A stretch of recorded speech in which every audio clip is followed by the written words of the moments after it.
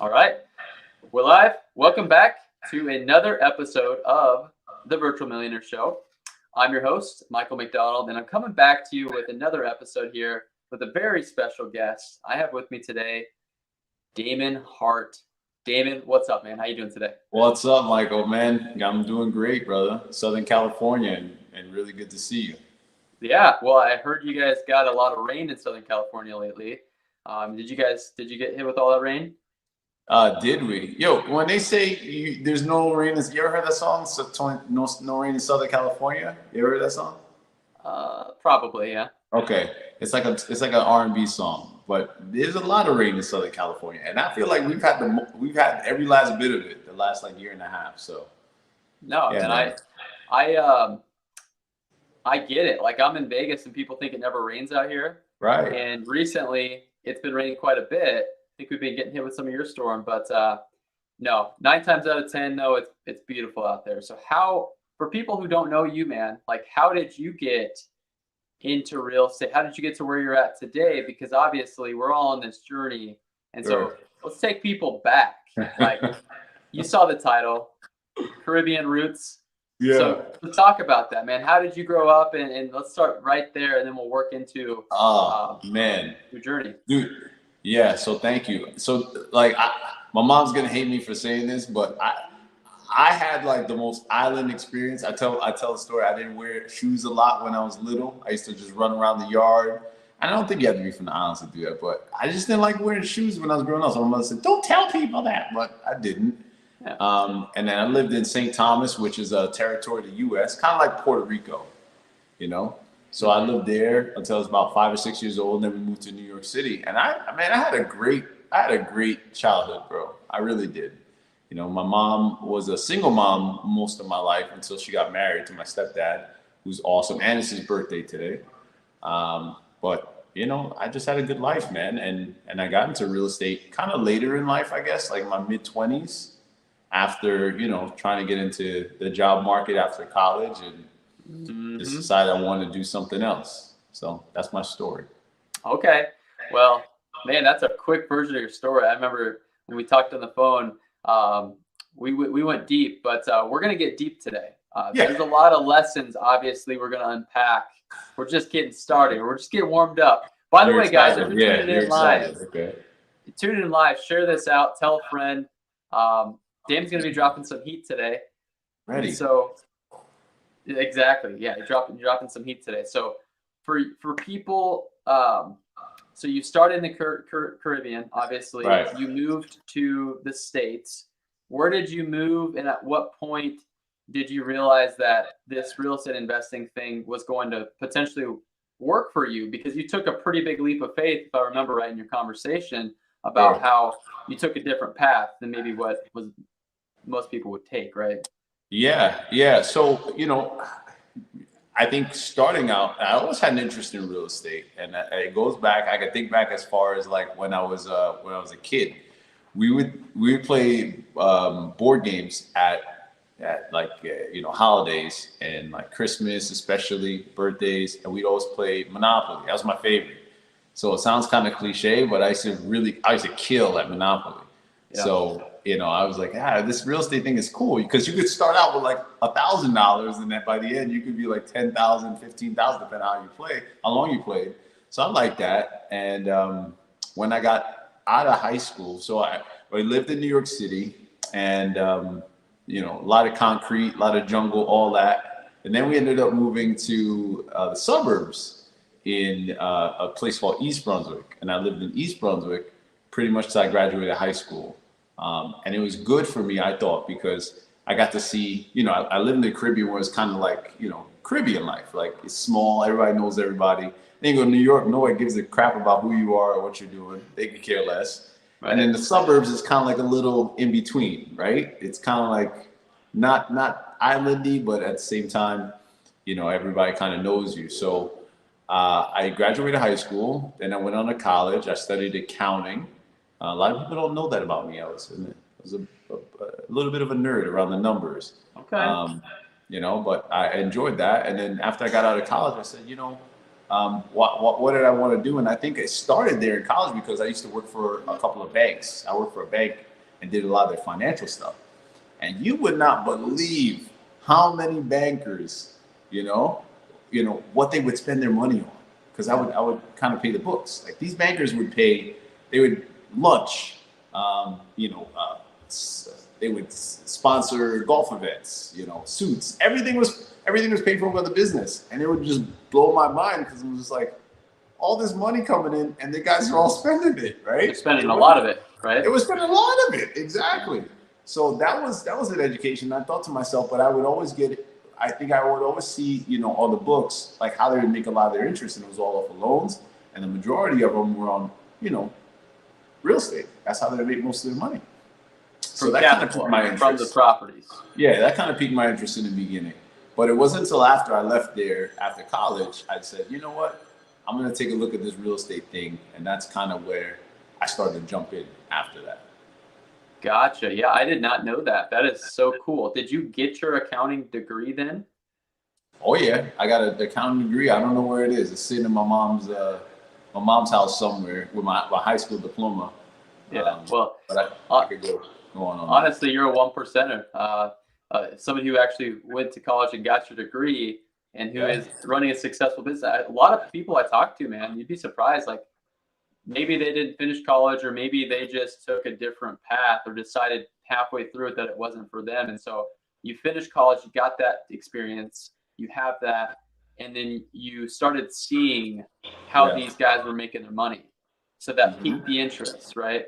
Mm-hmm. So then what did you do with that? Like what happened next? Yeah. So, as a traditional family would want you to do when you go to college, spend all that money, they want you to go get a job.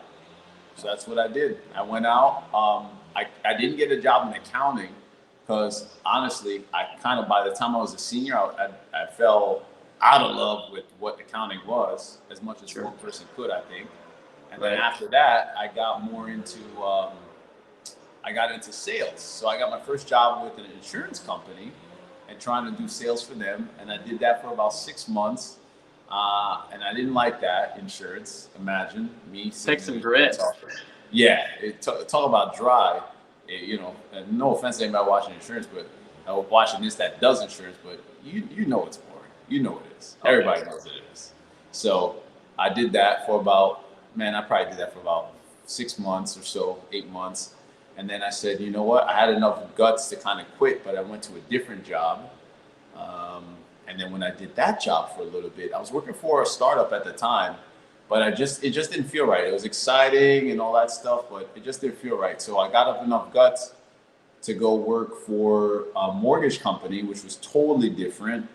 And I started doing mortgages there. And at that point, once I got into the mortgage business, things started to click for me. Because my specialty was I would work with all the investors. Okay. Yeah. I would see these guys make $60,000, $70,000 rips off of a sale, and it was just like, how'd you do that? And I made, I would just load on they didn't care what I was making. They just knew they were going to make their 60 as long as you got the deal done. I was like, shoot, I got to be on the other side of this thing. What year was this?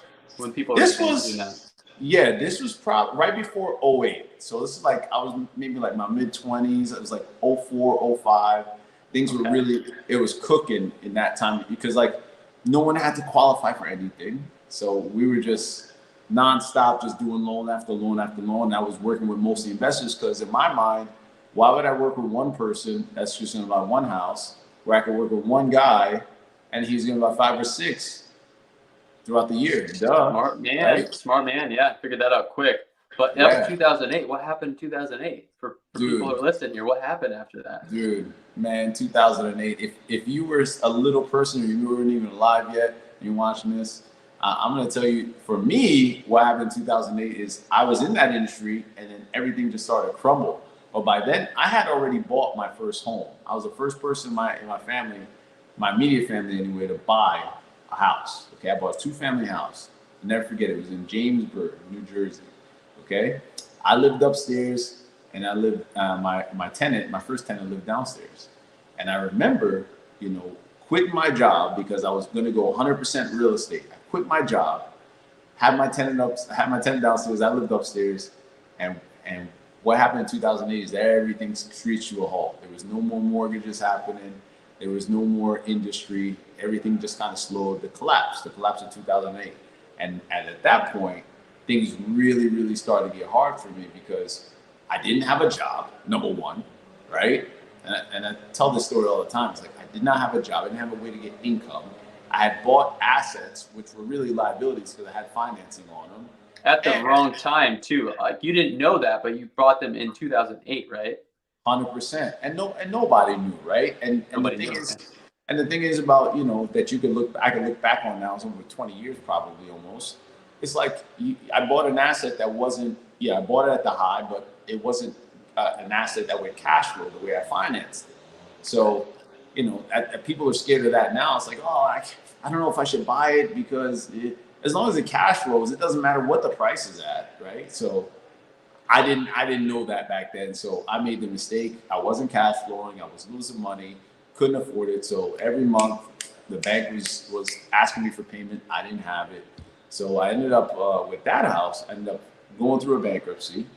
I went into foreclosure, and foreclosure first, then bankruptcy, and then it was a really shitty next like 4 years. To be honest, it was a really bad time because when you don't have money, you don't have money coming in. It was very difficult for me. So Yeah. We were talking about smiling before this. I'm sure when you're in that situation, it's a little tougher to be excited, right? yeah, But it's the reality, man. And I appreciate you for sharing that because I think people do never take action because they hear stories like that. sure. But if you ask me, your success story, because you went through that, that was a lesson. Like that was a lesson that you learned. We talked a lot about this offline. And really who you are today is probably a big part of you going through that journey, right? So the next 4 years were tough. Say again. The next Tough? 4 years were tough, like challenging, probably understatement, right? Yeah, 100%, man. But to your point, I like that part, but I also think there's some you can learn from my mistake and kind of do it in a different way. I say for anyone that's like wanting to get into the business, like I would recommend, if you want to get into real estate and you think, or you want to get in any business, anything, it doesn't have to just be real estate, but any business, though I can speak on real estate because I have the most experience there, is it really would, I think, don't cut your cash flow off before you can get into that business. And it sounds kind of like, well, who would do that? I would do that. I'm a pretty smart guy, a degree and all that stuff, right? Yeah. I would probably tell people don't do it because if you have the pressure of not having an income coming in, plus having to create new income and also learn the business, super tough. Super tough. So you're saying get some data, get some cash flow, get some experience in the business before you just quit your job and dive headfirst in. 100%. And I'll take it even further. Get some success in it first. Like, like people, I hear this all the time, and it scares me because I'm like, oh yeah, we're gonna be boss. We're gonna be a boss. It's kind of like Insta boss, right? Like I was doing a little show last night, and one of the guests was talking about like, yeah, people now almost seem like they just want to be bosses because they know it's the cool thing to say. But the reality is, the boss is a very heavy role to handle. And sometimes you might not be qualified to be the boss just yet, especially starting out. If you never did a real estate deal, guess what? You're up against me, Mike, you're up against, a bunch of people that have done transactions. So are you really a boss just yet? Probably not, So it's like so good. Like sorry to interrupt you, man. I gotta say this because a lot of times people think that they're trading this job for the ultimate freedom, right, out of the gate. But reality is it's going to take some time to really build a business that's going to give you that freedom. And you got to be prepared for that. But what a lot of people find is 2-3 years into the business, they're working more hours. They're getting paid less than what they were working at their full-time job. 100%. But if you don't have that extra income and security, it's going to be really stressful. right? Right. So you've Right. got to have that fine balance, master the craft, right? And this is contrary to what I did. Like I was kind of in your shoes, man. Yeah. Yeah. I figured out how to do some deals, but I quit before I had any cash flow.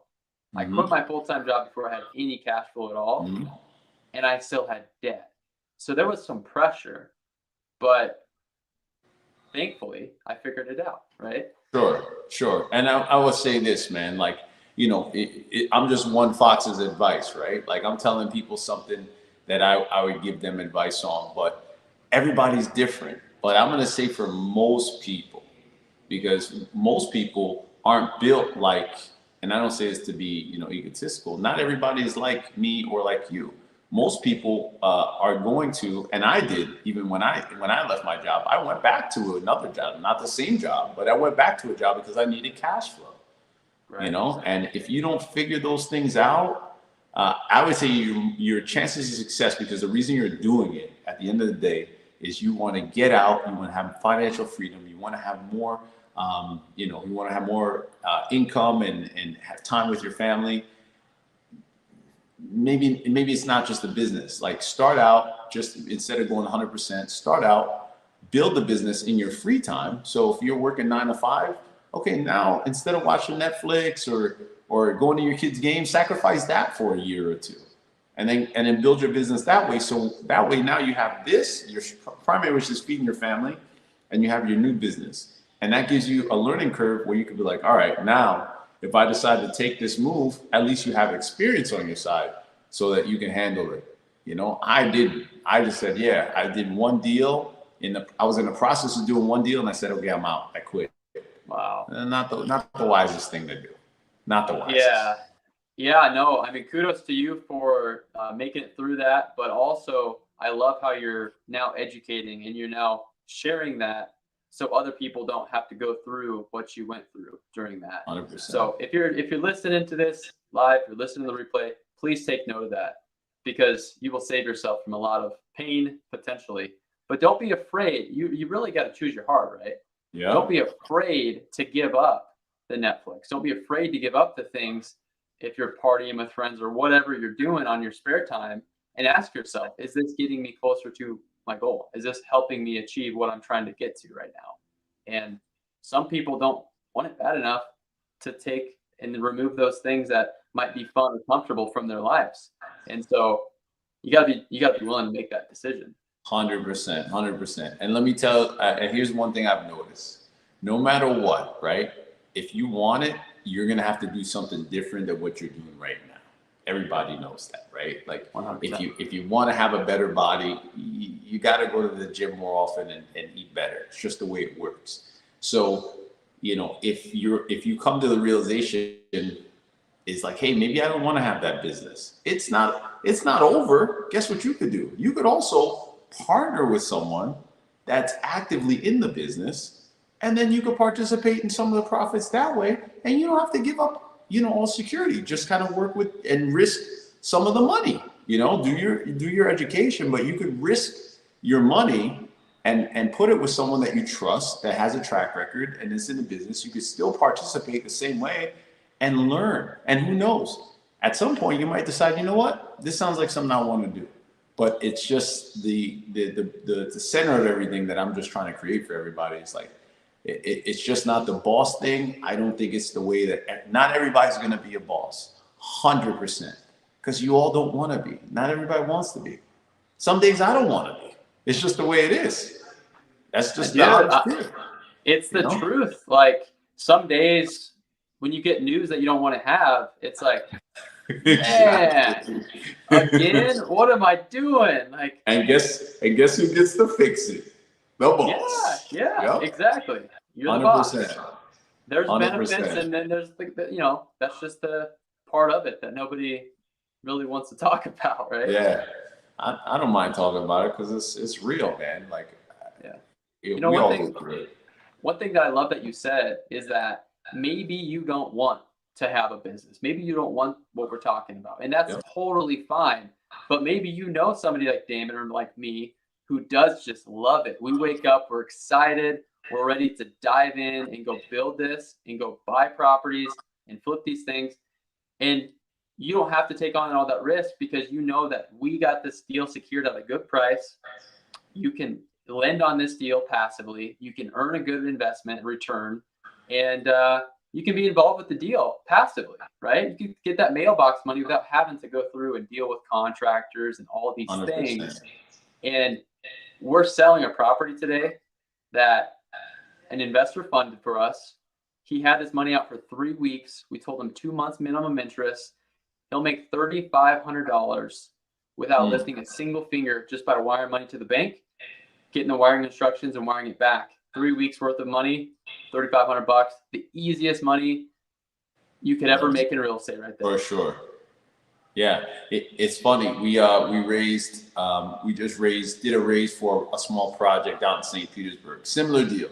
A group of regular investors that we've had before. We parceled it out. A newer investor who's a good friend of mine.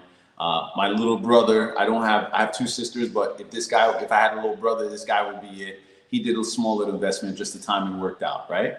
Nice. And the thing I noticed is like my one good friend, he's a doctor, and he was saying that he has quite a decent amount of money with a wealth manager, and he's like, my returns with the wealth manager, don't even come close to what you offered me, Damon, and I gotta pay them every month just to manage my money.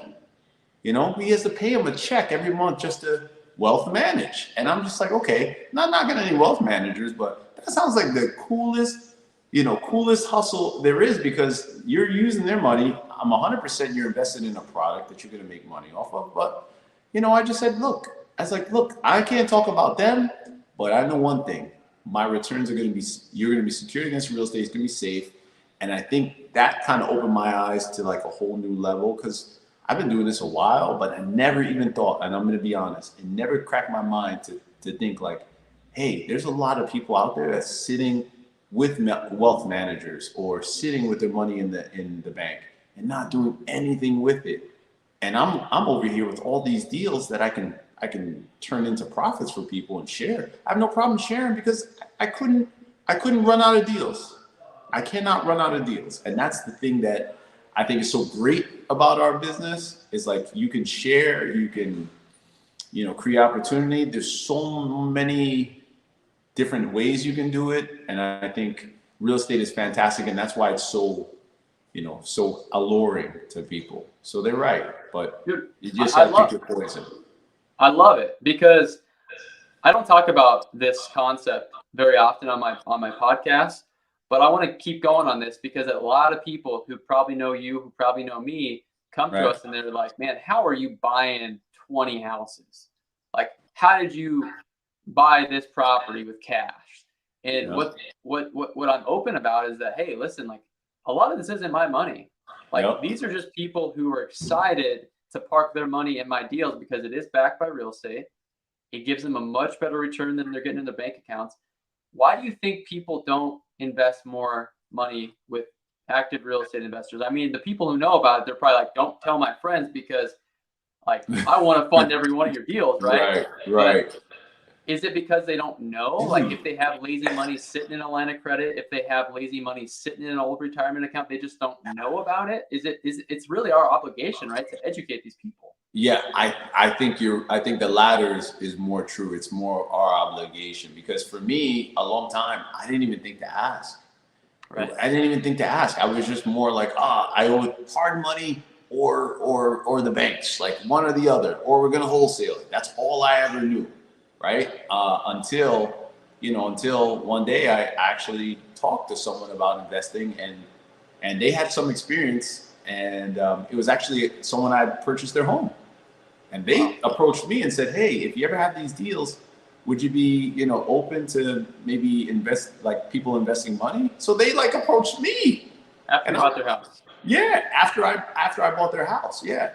And they said, yeah, if you ever need, what would it look like? And we had a couple conversations, and sure enough, we started a relationship, started lending some money, and that's how it all started for us.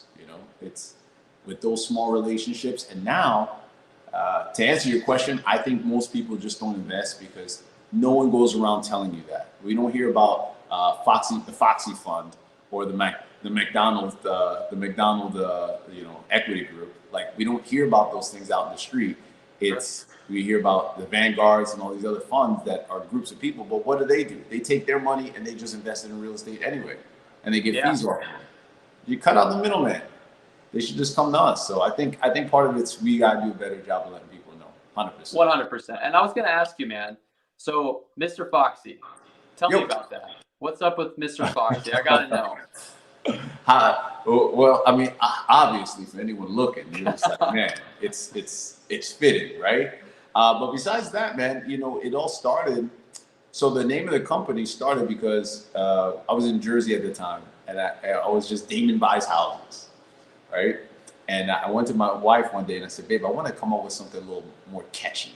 I was like, what do you think of sexy home buyer, right? This is my marketing brain in 2006, right? And she says, are you friggin' kidding me? She's like, sexy home buyer? You're going to offend ladies. People are going to take up your signs and you're going to make little kids very uncomfortable. Like, don't do that. So I said, okay. And she's pretty smart. She's a very good marketer. So I said to her, I said, what do you think? She said, all right, give me a little bit. She came up, she said, what about something a little soft like Foxy? And I tried it on for a little bit. And over time, you know, people would just always remember it. It was just like Foxy, Foxy. Because who doesn't want to be Foxy? Who doesn't want to be memorable? And it, you know, so I think it caught on very early and I just ran with it. And I just said, well, if we're Foxy Home Buyer, I'm the guy, so I'm Mr. Foxy. And that just stuck. Everywhere I went, it was just Mr. Foxy this, Mr. Foxy that, hey, Foxy. And here we are. All right. I love it.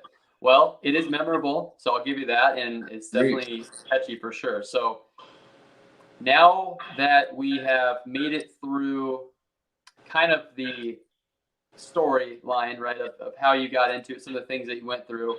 Right. Like, let's talk about what you're up to today. Like, what is Mr. Foxy up to today? Like, what are you up to? What are you investing in, etc.? Yeah, so it's constantly evolving. You know, for our core business has always been acquisition of single family assets. We've always done that. You know, always doing the transaction side of it. What we've expanded to, and what we're doing a little bit more of now than we have in the past, is taking these assets that we're getting at discount prices, instead of, you know, selling them off to other wholesalers or wholesaling the property, selling them off to other investors. We're picking the really choice assets, taking them down and turning those into small renovation projects and getting them back on the MLS to sell. That's what we're doing.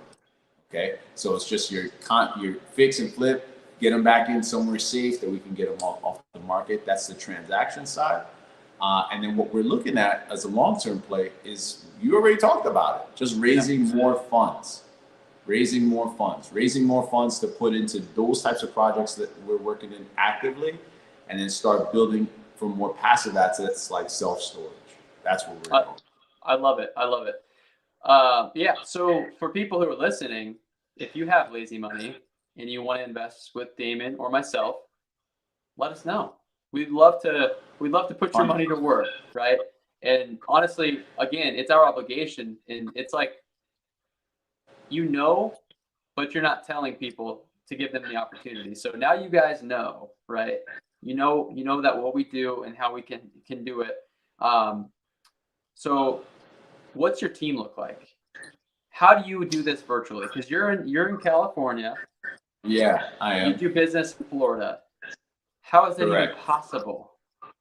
Dude, I tell people now, we're in the best time ever in life, because there's so many tools, and every day there's a new tool coming out to just make, you know, virtual, especially since COVID, right? Like, we were virtual before COVID, and then when COVID happened, it's like you said virtual, it's just like basically saying the same thing. You're either in, people aren't alarmed that you're virtual anymore. You know what I mean? Right. So my team was always virtual. Most of my team is in the Philippines. That's most of our like marketing and support staff. My team has been with me for, some of my team members been with me since like 5 years, 6 years ago. We've been in business like 10. So we have the same core. We do the same thing over and over again, and that's just help the people get to us and figure out a way to solve their problem.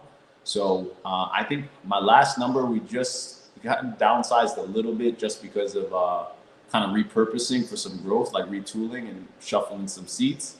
But I think we're like at 10 or 11 right now, including my TC who's here in the US. Um, and that's it. And yeah, I mean, we'll be looking to hire a new acquisition person here pretty soon. And then also I'm looking for some admin help as well pretty soon as well. So those are like the two things. So what's your main way of finding these opportunities? Obviously, we're putting our word out there so people know that they can come talk to you or me for help on getting some deals done. But what else are you doing to find deals? You know what's I'm doing pretty much what's standard for everybody. But you know what my favorite is? What's that? My favorite, dude, is once I get someone to be a customer. So I bought their home, right? My favorite is just working that referral source over and over and over again.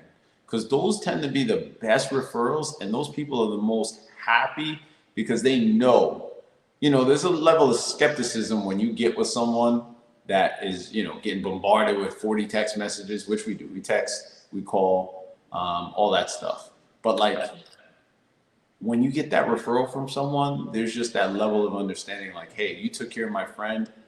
I know you can take care of my problem. Let's just figure it out. I love those referrals, man. And I'm sure you do too. So it's free. And yeah, the only thing it takes a little bit of intentionality, right? Because I think you were talking to me offline about this, like how much of an aha it was when you finally just recircled the wagon and you're like, hey, do you know of anybody else who wants to sell? And they're like, you know what, I do. And then you buy a house from that and it's just like, oh my gosh, I've been missing out on this channel for too long, or maybe you know, if you're watching this, you're really good at that. And that's amazing because it's free. Yeah. And you know what it does? I think it just overall creates a better customer experience, right? Because, once the typical way that we would do it before is like, yeah, you would have a conversation with someone, you would buy their home, they loved you, they were super stoked, and then that would be it. And I'm thinking to myself, let's think about this, right? As a business, right? If someone sold me a Mercedes Benz at that dealership and they never call me back again, is it likely that I'm going to go and buy that Mercedes Benz again? Probably not, because they didn't stay in touch. And I may go on to buy 2, 3, 4, 5 Mercedes Benz at some point in my life. But if you don't stay in touch, whose fault is that? And I'm thinking to myself even further, a lot of these times, these things that I helped you with, these assets, these people spent more or earned more money with me than they did with a Mercedes Benz. It was a bigger ticket item. Right. So why are we not staying in touch with those people? That to me is crazy. So we just started doing more of it, and it's working. That's a gold nugget. And a lot of people don't talk about it because we could have went down the path of, I do texting, I do calling, I'm doing all these things that everyone talks about. But like, I tell people this all the time. Your reputation is everything. If people don't know about you and what you do, it's like, what's the point of having the reputation if nobody's going to know? So you got to tell people and you got to communicate that message. So that's a gold nugget for sure. 100%. Yeah. One of my favorite mentors told me, hey, when you wake up in the morning, guess what? You're a secret. And it's your job to let everybody know the secret's out of the bag by the end of the day. So, dude, I love that. Yeah. That's the first I've ever heard that before. That's really good. Hey, you can keep it. Claude Diamond, my buddy.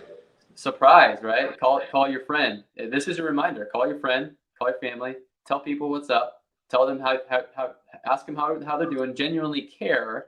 Don't be going to people saying, hey, how can you help me? Right? Like provide value and then watch what happens. It's magic. Magic, for sure.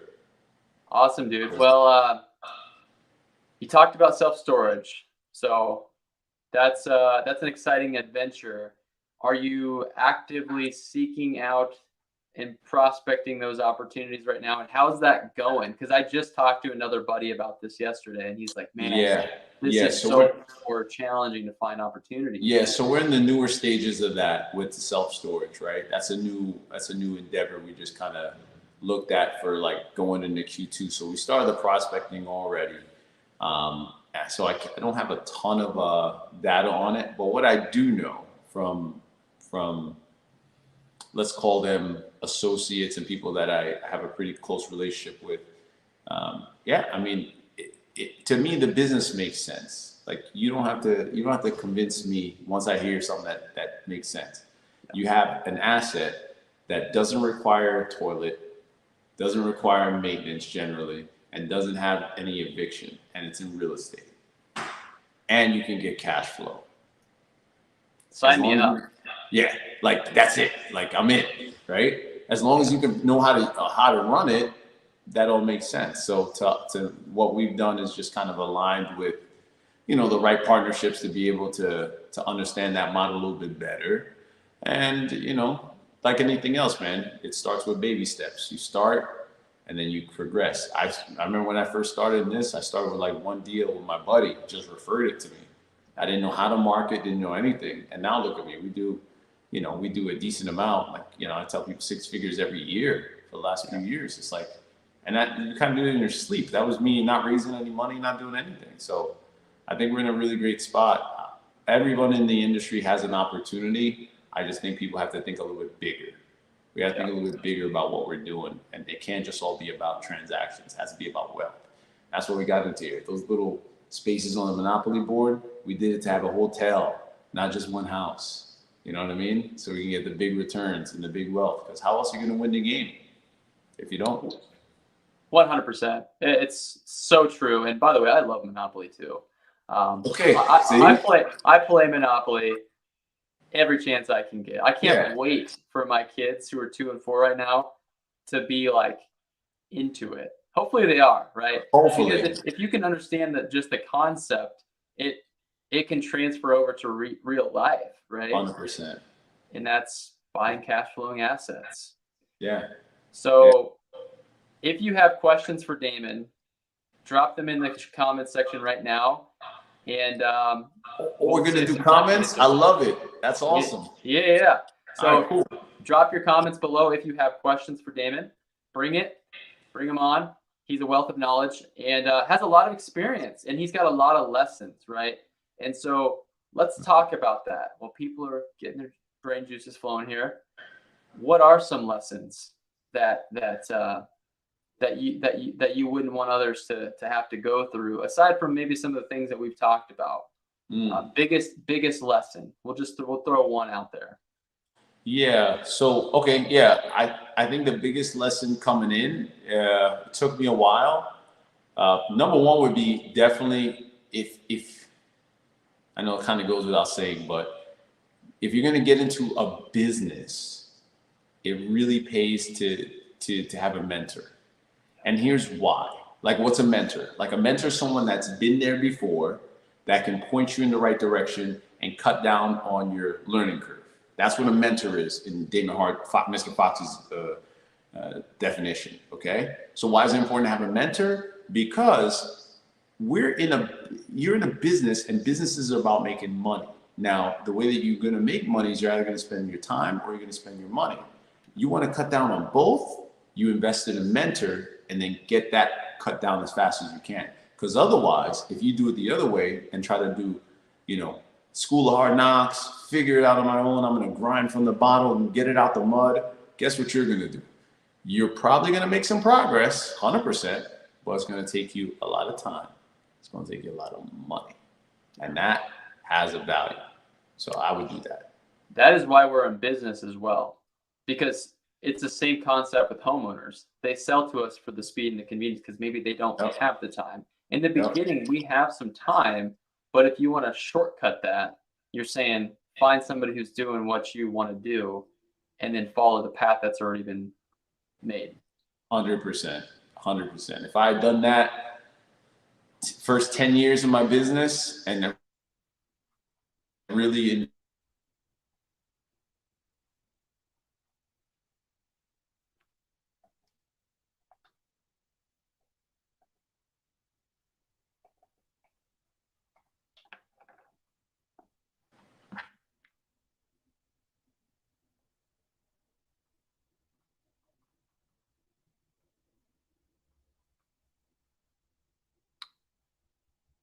Can't see you, Damon. I think we lost connection. Hopefully it comes back in here. Otherwise, we will have to restart or cut it back and come back in. Weird.